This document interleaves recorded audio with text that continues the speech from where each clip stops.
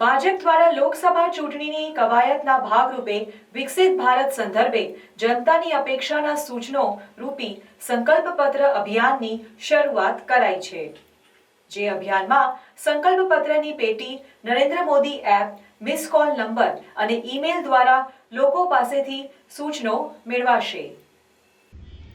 ભાજપ દ્વારા લોકસભા ચૂંટણીની કવાયતના ભાગરૂપે વિકસિત ભારત સંદર્ભે જનતાની અપેક્ષાના સૂચનાઓ રૂપી સંકલ્પપત્ર અભિયાનની શરૂઆત કરાઈ છે।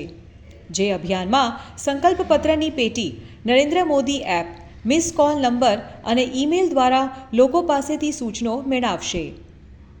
મુખ્ય 4 સ્વરૂપે લોકો પાસેથી સૂચનો એકત્રિત કરવામાં આવશે।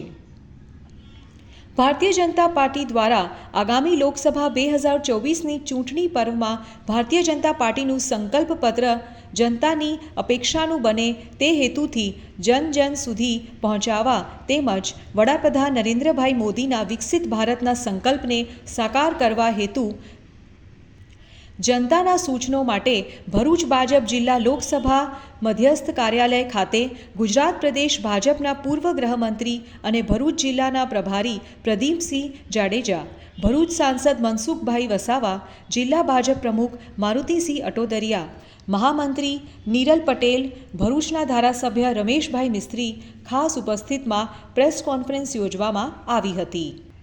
પ્રેસ મીડિયાને માહિતી આપતા પૂર્વ ગૃહમંત્રી પ્રદીપસિંહ જાડેજાએ જણાવ્યું હતું કે લોકસભા ચૂંટણી હવે ટૂંક સમયમાં જાહેર થશે।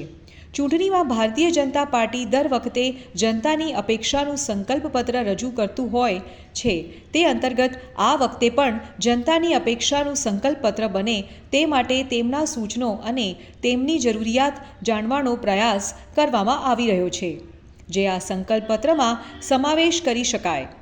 આ અભિયાન અંતર્ગત ગુજરાતમાંથી લોકોની આશા અપેક્ષા ભેગી કરવા અભિયાનની શરૂઆત કરવામાં આવી છે।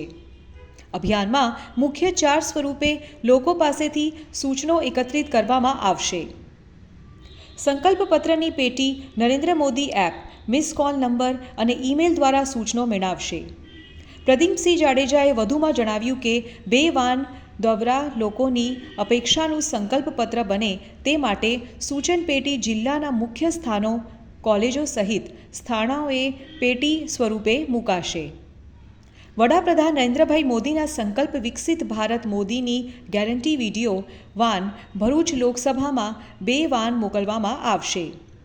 આ અભિયાન અંતર્ગત કાર્યકર્તાઓ દ્વારા બૂથ સ્તરે જનસંપર્ક કરી જનતાના સૂચનાઓ મેળવવામાં આવશે। વિવિધ સેલના માધ્યમથી જિલ્લા સ્તરે બેઠકો થકી પણ સૂચનો મેળવવામાં આવશે। વર્ષ 2014 અને 2019ના સંકલ્પપત્રમાં આપેલા વચનોમાંથી 95%થી વધુના કામો પૂર્ણ કર્યા છે। ભારતીય જનતા પાર્ટી એક એવી પાર્ટી છે જે સંકલ્પપત્રને ગંભીરતાથી લે છે। સંકલ્પપત્ર એટલે લોકોને આપેલા વચનોને પૂર્ણ કરવા માટેનો સંકલ્પ। ભાજપાએ આપેલા વચનો પૂર્ણ કર્યા છે, એટલે જ આજે વધુમાં વધુ લોકો તેમના સૂચનો મોકલી શકાય તમામ સૂચનો સંકલ્પપત્રમાં સમાવેશ કરવાનો પ્રયાસ કરાશે તેવું તેઓએ મીડિયા બેઠકમાં જણાવ્યું હતું। સંકલ્પપત્ર 2024@bjpgujarat.org એના ઉપર સૂચનો આપી શકે છે। આ ઉપરાંત જે આ પેટી મૂકવામાં આવી છે એ સંકલ્પપત્ર એકત્રીકરણની પેટીની અંદર પોતાના સૂચનો આપી શકે છે। નરેન્દ્ર મોદી એપ ઉપર પોતાના સૂચન આપી શકે છે અને આ ઉપરાંત સમગ્ર લોકસભામાં વિકસિત ભારત મોદીની ગેરંટી એ વિડીયો વાન તમારા ક્ષેત્રની અંદર આવે, તમારા વિસ્તારમાં આવે, એ માધ્યમથી પણ તમે તમારા સૂચનો આપી શકો છો।